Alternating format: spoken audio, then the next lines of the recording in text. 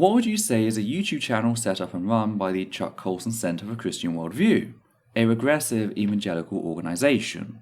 If the name Chuck Colson sounds familiar, it's most likely because he was Nixon's hatchet man and one of the Watergate 7.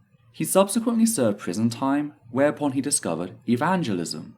After being let loose upon the world once more, Chuck Colson set about preaching the evils of evolution and homosexuality, right up until he died of a brain hemorrhage in 2012. But die, his legacy sadly did not. No. Indeed, what would you say is a relatively new venture of the Colson Center, started in 2019, regularly publishing soft animated videos attacking LGBT+ folk, abortion access, and other undesirables, such as single mothers. What would you say has been in my sights for some time? I've watched some of their stuff before and thought it was finally time to go through what they have on offer to show just how factually and ethically void their content is. And what better place to start than with their perception of us? Taken from their video, How Do Transgender Activists View Sex and Gender? But before we can get down to that, I just need to give a content warning for the following topics: transphobia, transmedicalism, medical violence, colonialism, child abuse, and intersex phobia. So with that said, let's begin.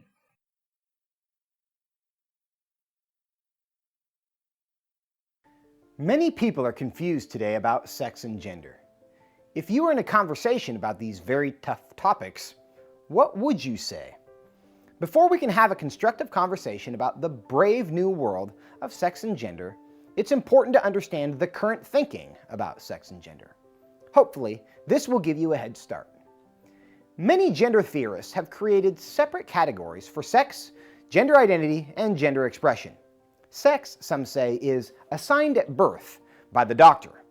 Though our sex is connected to our bodily anatomy, they claim that disorders of sexual development are actually different sexes. Claiming sex is assigned rather than acknowledged at birth allows for the possibility that sex can be reassigned later. So the first thing to clear up are the specifics on sex, including how sex, even by its strict biological definition, does not consist solely of anatomy. It also consists of hormones and chromosomes, which are responsible for said anatomy, and gametes, which are produced by that anatomy. There are 5 sexual characteristics typically listed. They are chromosomes, hormones, gametes, external genitalia, and internal reproductive organs. However, this list can be expanded or reduced depending on the context. For example, hormones will often be further divided into hormone production and hormone reception, since people with androgen insensitivity produce testosterone at rates equivalent to your average cis male, but their cells cannot physically utilize it.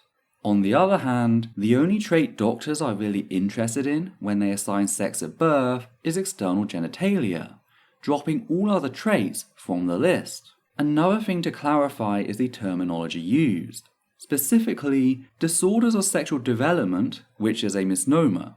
A disorder in medicine strictly refers to something that has an intrinsically negative impact upon the life of the individual, which most of the variants classed as DSDs do not.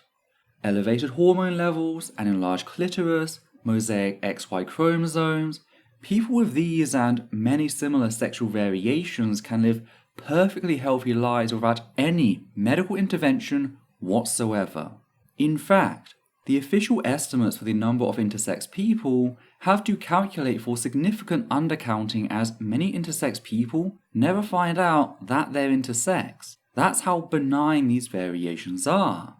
This is why terms such as variations in sexual characteristics, VSC, and diverse sexual development, which allows us to keep the initialization DSD, are being forwarded as more accurate alternatives. This is largely at the request of the intersex community. An intersex individual is a person who has sexual variation to a degree that it becomes noticeably atypical and is therefore recognized medically. This is an important fact to specify, since all of us have some degree of sexual blending in regards to these traits. It's just the most extreme cases, which, mind you, still make up 2% of the population, that are recognized as medically intersex. As such, there's a degree of arbitrariness behind the classification of what is and isn't medically intersex, a fact perhaps best shown by the phallometer. The phallometer is a visual created by the Intersex Society of North America to represent actual medical guidelines, showing how any child with a phallus between ½ an inch and 1 inch will likely be made to suffer unnecessary genital surgery, completely lacking any sort of informed consent, to normalize them. Fact is, whilst these procedures carried out to normalize intersex infants have historically been presented as medical benevolence, this could not be further from the truth. Not only do said procedures carry with them the risk of loss of sexual sensation and chronic pain whilst offering zero benefits, but it completely violates the individual's bodily autonomy, amounting to a clear violation of human rights. It is violence dressed up as medicine, which is why the intersex community has been so vocal about the need to end the practice, something that makes it all the more important to call out the classification of such harmless variants as a medical disorder. When what would you say declares such variants a disorder, all that does is maintain a system of extreme violence as part of a desperate attempt to preserve the misguided notion that sex consists of two neat boxes, a lie that costs countless intersex people their bodily integrity. As for what the medically intersex, and indeed all people, prove, is the very fact that strict sexual dimorphism, as taught and enforced by early Christendom, doesn't exist. That sex is not a binary, but actually exists on a complex spectrum with incredible diversity. Just return to the phallometer shown earlier that displays a literal spectrum. Now, some people are likely to be quick to tell me that said system is not arbitrary, to which I respond with the following challenge. Provide objective justification for these guidelines, right down to the very millimeter upon which the line is drawn in regards to what constitutes a male phallus, an intersex phallus, or a female phallus. Because, until you do, it is arbitrary by very definition. So, by asserting that sex is acknowledged rather than assigned, what would you say are not only denying what we observe, cherry-picking the evidence to preserve their beliefs rather than change their beliefs to match the evidence, but they're attempting to shut down actual discussion on what sex is by presupposing there isn't a debate to be had in the first place, the end goal of which is effectively barring trans and intersex people from having a say on our identity or our bodily autonomy, whilst also pretending like their flawed ideology isn't something they're attempting to force upon us. This allows them to ignore and even support extreme violence in an attempt to defend their position, all whilst pretending that their hands are clean. Though, on top of being baseless, this whole thing backs, what would you say, into a corner, in how they can no longer draw upon other sexual characteristics to make an argument against trans people. When doctors assign sex at birth, all they are interested in is a child's genitals. They're not out there testing the chromosomes of every newborn. So, if genitals are enough to definitively acknowledge a person's sex, what does that mean in light of our ability to change those genitals? Now, I don't hold to the idea that genitals dictate gender, but if what would you say are going to be consistent, they can't simultaneously class doctors going strictly off of genitals as acknowledging sex, whilst simultaneously holding out that nobody can change their sex, since we can definitely change a person's genitals.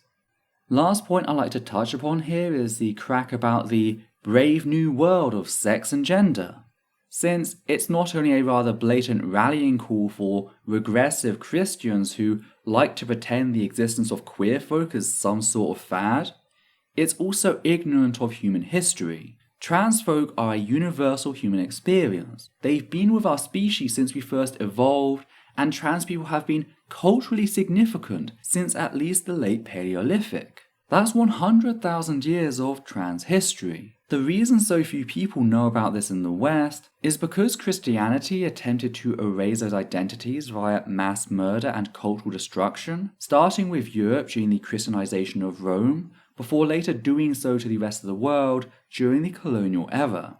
This was done to force our understanding of sex and gender in line with biblical teaching.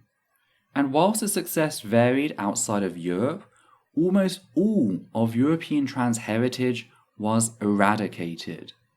Though the people persisted. Trans folk are not new. You can't get rid of us, and the sooner people accept that, the better. Now, whether sex needed to be reassigned depended on gender identity, the second category.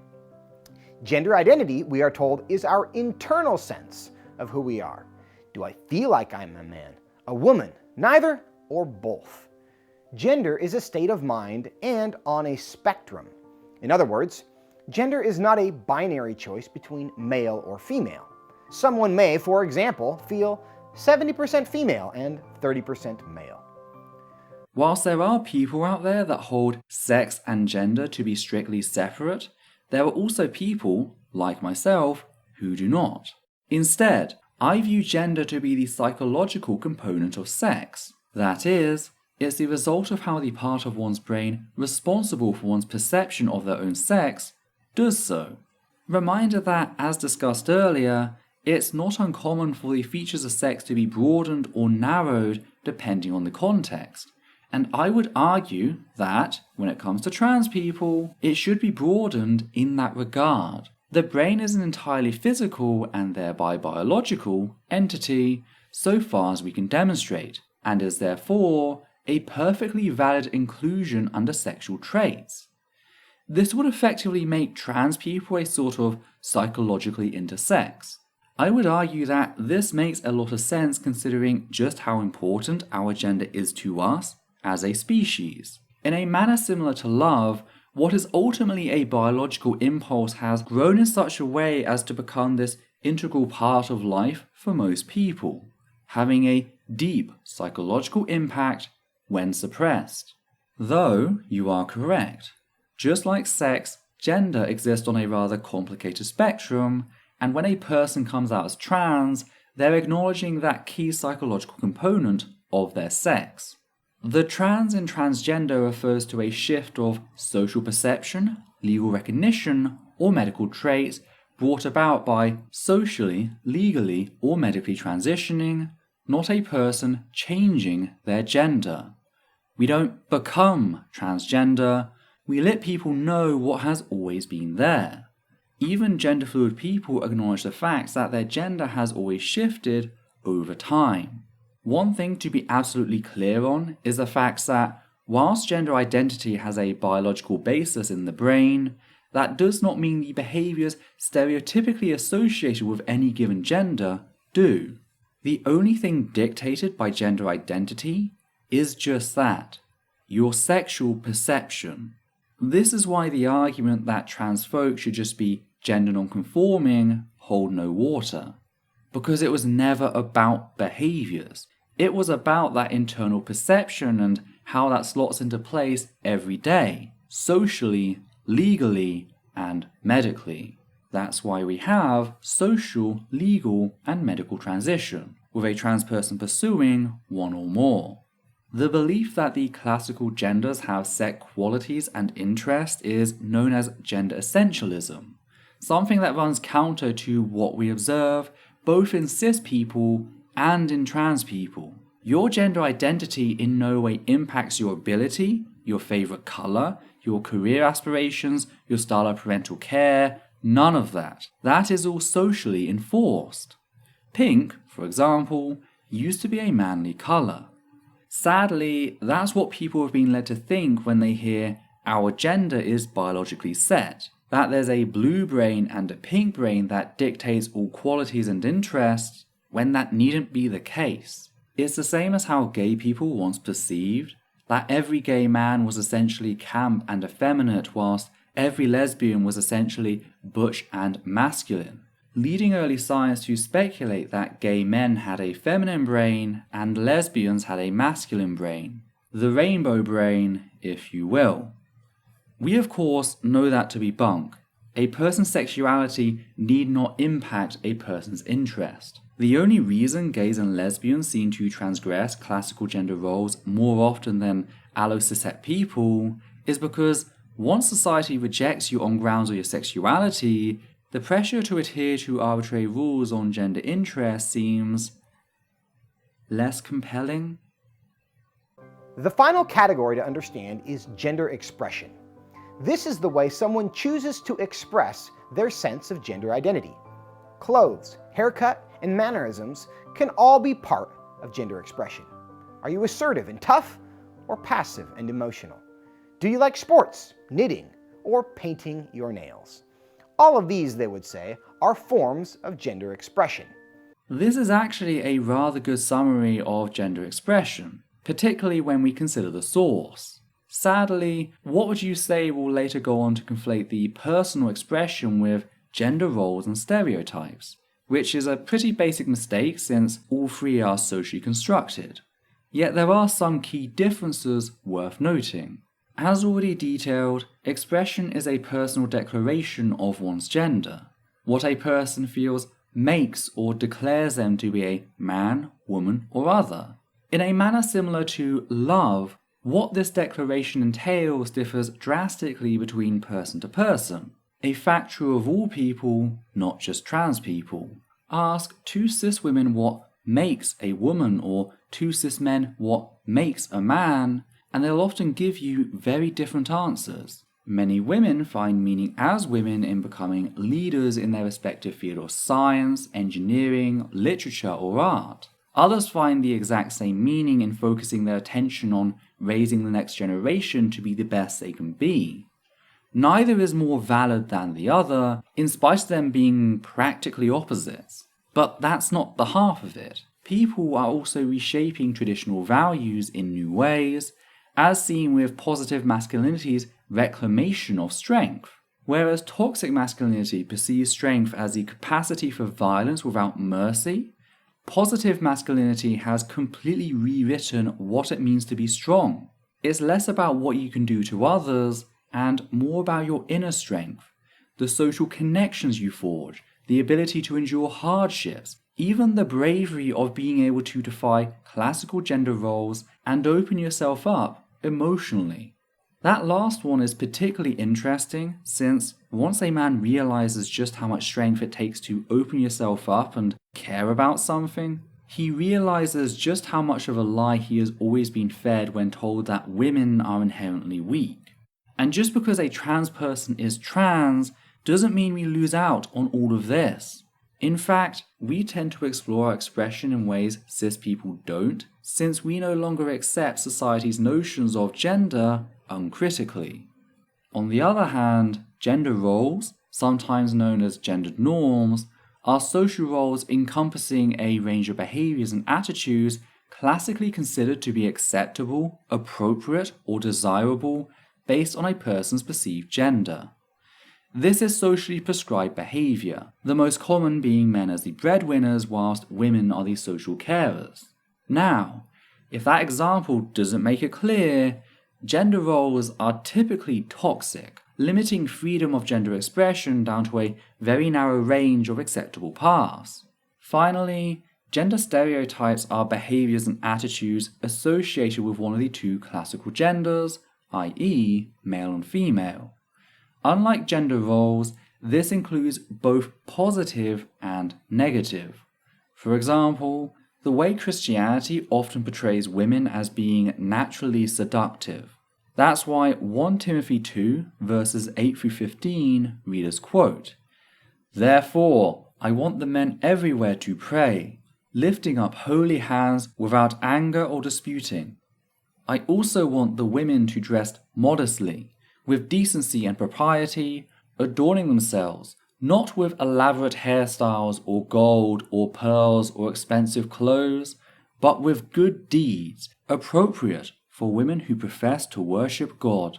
A woman should learn in quietness and full submission. I do not permit a woman to teach or assume authority over a man. She must be quiet. For Adam was formed first, then Eve, and Adam was not the one deceived. It was the woman who was deceived and became a sinner. But women will be saved through childbearing if they continue in faith, love, and holiness with propriety." End quote. Now, whilst this is a clear stereotype surrounding women, we wouldn't say this is a gender role since it's not viewed as an acceptable behaviour or attitude, hence the distinction. Now, of these three categories, gender identity is most important.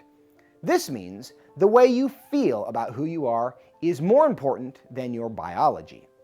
And because feelings change, they say, gender is fluid, not fixed. And from their perspective, it would be completely appropriate for the same person to feel male, female, then neither, then both, all in the span of a few years, weeks, or even days. First things first, most people's gender identity does not change. The way "what would you say" have framed things here makes it sound like gender theorists believe everyone is gender fluid, which, let me tell you as a gender fluid trans person, is not the case. Most people, both cis and trans, go through life identifying as one specific gender. However, the pretense that we believe otherwise and the usage of the word feelings are an attempt to equate the experience of trans people's gender identity with fleeting fancy, subject to all the same emotional turmoil as anger and sorrow, rather than a key, intrinsic, and immutable part of an individual's personhood. Even with gender fluid, in spite of their gender changing, the very trait responsible for that fluidity is immutable. It's not a case of waking up and choosing a different gender on a whim. Whilst gender fluid people vary greatly in their experience, there are some common themes found across experiences reported by many of them. For some, including myself, their gender shifts in cycles, not too dissimilar to other natural cycles such as menstruation. For others, the change occurs dependent on environmental stimuli, adapting to certain situations. As for what would you say's belief that the deep-rooted feelings aren't valid indicators of a person's gender, how else are we supposed to gauge a person's psychological sex? In that regard, there are only two options available. We could attempt to map out every neuron, every hormone, and every electrical impulse of the brain to an impossible degree, or we could just ask a person to tell us their gender, name, and pronouns, and respect that. And respect is key here since doing so and accepting a person's gender identity has a major impact on their personal well-being. Gender affirmation decreases anxiety and depression in trans youth to levels equal to those seen in a cisgender-controlled sample. Compare this to the general population of trans youth, which has an attempted suicide rate as high as 50% within the last year, meaning 50% of trans youth have attempted to end their life at least once within the past year, and the impact of gender affirmation becomes very pronounced. Likewise, a US study from 2009 compared the impact of growing up in supportive versus rejective households and found that LGBT+ individuals from households who rejected them on the basis of being LGBT+ were, quote, more than 8 times as likely to have attempted suicide, nearly 6 times as likely to report high levels of depression, more than 3 times as likely to use illegal drugs, and more than 3 times as likely to be at high risk for HIV and sexually transmitted diseases, end quote. Then we have the 2019 Trevor Project National Survey results, which reported that, whilst LGBT+ youth who have never had someone try to convince them to change their gender or sexuality had an attempted suicide rate of 8%, this almost tripled to 23% in those who had someone try to convince them to change their gender or sexuality. Note, this is just attempts to convince a person to change their gender or sexuality. This is not conversion therapy, which instead increased attempted suicide rate from 8% to 57%, specifically in trans youth. And the impact of gender identity conversion efforts, or GICEs, are not short-term. Indeed, a 2019 article published in the Journal of the American Medical Association titled Association Between Recalled Exposure to Gender Identity Conversion Efforts and Psychological Distress and Suicide Attempts Among Transgender Adults, consisting of a massive sample size of 27,715 trans adults living in the US, 3,869 of whom had been exposed to conversion attempts, stated, quote, "Exposure to GICE before age 10 years was significantly associated with several measures of suicidality, including lifetime suicide attempts," end quote.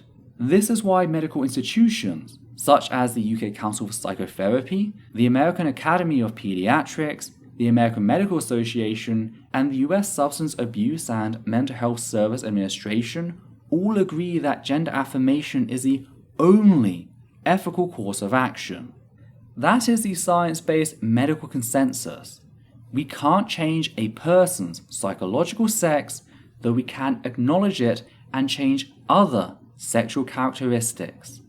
This is why gender, the psychological sex, is given precedent over all other sexual characteristics, because giving a trans person autonomy over that is in their best interest as a person and, in the case of medicine, as a patient. While this framework sounds strange to many of us, there is a point you must understand. Gender theorists assure people that they are not obligated to behave in one specific way because of their anatomy. With this, we can find some agreement. God makes each one of us uniquely, and social norms for being male or female are not always helpful or healthy. But transgender theorists go beyond the idea that we are all unique and say, someone with a penis can be a girl and someone with a vagina can be a boy. This is both unnecessary and illogical. It's unnecessary because it's perfectly reasonable to believe that male and female are fixed biological categories and also reject the idea that all men and all women are required to act in one specific way. Except again, male and female are not fixed categories, but rather constructed groupings of traits. The phallometer really acts as a good visual in just how arbitrary those standards are, how a single millimeter above or below a certain point completely changes the perceived sex of the child. It's not a standard based on any sort of objective truth, it's simply the line in the sand drawn by fallible people who lack the knowledge we have today in regards to sexual diversity. That's the foundation What Would You Say have decided to build their house on, and I think the Bible has a few things to say about building your house on the sand. What's more is, whilst it's true we assure others that behaviours are not dictated by anatomy, specifically genitalia, this leaves things short. We also assure others that behaviours are not dictated by the gender someone identifies with. Ergo, trans men and trans women have all the same expressive freedom as cis men and cis women. Just because a trans person comes out does not mean they have to adhere to archaic and toxic gender roles. What this shows is that people don't transition to be allowed to act on certain behaviours, meaning this argument is based on a false position not held by trans people. So, a straw man. The reason people transition is their personal well-being, not some invented desire to live within toxic gender roles. When What Would You Say assert that transitioning is unnecessary, they're asserting that alleviating the harm caused by not being recognized as your gender, the depression, anxiety, self-harm, and even death that results in, is unnecessary. That trans people should just live with these things. Fact is, when he heard this, my editor, Levi, a trans man, spoke up about the fact that he'd become more interested with stereotypically feminine things as his transition progressed. And I've made similar observations when I was working at an LGBT+ support charity. A large number of trans people seem to stick to gender roles when they first come out because it's the only way they have to communicate their gender, or they believe it makes themselves appear non-threatening to cis sensitivities. But as time progresses, They discover a deeper understanding of gender expression, become more sure of themselves, and come to realize that assimilation is not a key to being accepted, resulting in them branching out with their interests. A larger portion of the trans population rejects classical gender roles than cis people. There's a reason cis-normative society has to spend so much time and energy attempting to police the expressions of trans people. So what would you say is talking absolute nonsense? Transgender theory is illogical because once you remove a clear definition of male and female, how can you possibly know what it means to be transgender? I can't know on the inside if I'm a man if there is no definition of what a man is. Think of it this way. If your compass can't tell you which direction is north, it won't be able to tell you which direction is east, west, or south either. In the same way, if male and female are undefined categories, saying, I'm born a man, but I know I'm a woman, is illogical. It's like saying, I don't know which direction is north, but I know I'm going south. In both cases, the best response to someone struggling with who they are is to help the person get oriented. So what north would that be? The entirely arbitrary grid north and geodetic north, or the constantly fluctuating magnetic north and astronomic north? I guess since we're talking about compasses, that'd be the constantly fluctuating magnetic north. Thing is, regardless of which north you're referring to, I think the people at WWYS has stumbled onto a really appropriate analogy. Sex, just like north, is something a lot of people take for granted. They believe it's an objective and stable phenomenon when it's not. Grid and geodetic, sometimes labelled true north, are arbitrary. There's no objective reason for us to put it where we have. This isn't too different to the way we draw lines around sexual characteristics. Again, look at the phallometer. Why is 1 millimeter above or below a certain length so much more important than the millimeter before? Why do lists of sexual traits change dependent on the context, with doctors only caring about external genitalia at birth? If they're talking about magnetic or astronomic north, both of which are constantly fluctuating, again, this is something seen in sex. Not only does our understanding change, but even sexual traits can change over time. The clitoris can enlarge or shrink over time, and hormones are not stable qualities. Something that could cause a person, near the edge of those arbitrary boundaries, to have those traits shift in and out of ranges typically associated with various sexes. It's rather fitting that, in trying to show an objective standard to compare sex to, WWYS did the exact opposite. And you know what? As a general rule of thumb, classical understandings of sex might be good enough for most situations, just as with a compass. However, the idea that updating our understanding to be in line with new evidence will somehow undermine biology is akin to crying that a global positioning system is worse than a compass, since it utilizes relative triangulation rather than constantly changing magnetism. GPS gives us greater detail than a compass ever would, not only allowing us to figure out the points of the compass, but also an individual's exact longitude and latitude, and that's what a modern understanding of sex is attempting to do. Updating our understanding of sex and gender does not get rid of general clustering. There being exceptions to the rule of thumb does not make the rule of thumb obsolete. It simply means we have to take time to understand that sometimes things are a little more complicated than they first seemed. As for people losing the ability to discuss gender due to the existence of trans people apparently erasing the very definition of sex, not only is this assertion entirely baseless, but even if the premise were true, the conclusion does not follow. How can we know this? Well, people gender non-biological entities all the time. Just listen to people talk about Wall-E and Eve from Disney's Wall-E. I mean, these are robots with zero sexual characteristics, and it's fine to gender them, But the moment a trans person asks you to respect their psychological sex, suddenly the entire system falls apart. This isn't a real problem, it's just a lazy excuse to be a shitty person. But this is where the video takes a really dark turn, specifically in the subtext or the statement that, quote, help the person get orientated, end quote. This is a dog whistle for the aforementioned gender identity conversion efforts that increase attempted suicides in trans youth from 8% to 57%, and is subsequently condemned by major medical institutions. There is no evidence that a person's gender can be changed.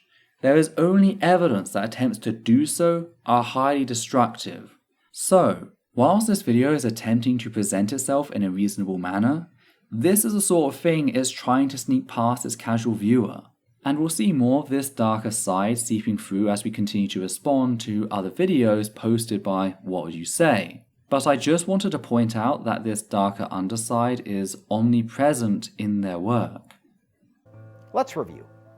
Instead of simply seeing sex as male and female defined by our anatomy, transgender theorists have identified 3 categories: sex, gender identity, and gender expression. Gender identity matters most and is determined exclusively by an individual's internal sense of themselves. Now, our job is to be kind and to ask good questions. If there is no definition of woman, how can someone know they are one? While great questions asked graciously may not bring clarity to a person who is currently confused, it can help stop the confusion from spreading. And here we get another example of that dog whistling. The quote, stop the confusion from spreading, end quote, is forwarding the existence of trans people as a growing contagion, rather than more and more people feeling safe enough that the abuse they receive in being out is less than the harm that would be caused by remaining in the closet. Fact is, just as it's impossible to turn a transgender person cis, it's equally impossible to turn a cisgender person trans. This framing also impacts the way we investigate the trans phenomenon. My argument for the biological basis for gender is based on the indirect observation of the psychological harm a person can suffer if their gender is denied. And whilst I'd personally love for us to work towards a point where we're able to map out the human mind to pinpoint the exact basis for this, I can't in good conscience support such an effort. Why? Well, because of how that information would be applied. The first thing transphobes would do is try to use that information to carry out the targeted abortion of queer fetuses. For the safety of all trans people, that's something that needs to be delayed until transphobia is no more. So, with this video on what people such as myself apparently believe now dealt with, it will be interesting to dive deeper into specific topics such as the ways in which trans people apparently reinforce stereotypes, and how intersex people can be erased from discussion when it comes to the assignment of sex at birth. Because as bad as this video was at points, it is relatively tame compared to a lot of their other work. Now, if you appreciate what we do here on the channel, do know that you can support us via Patreon.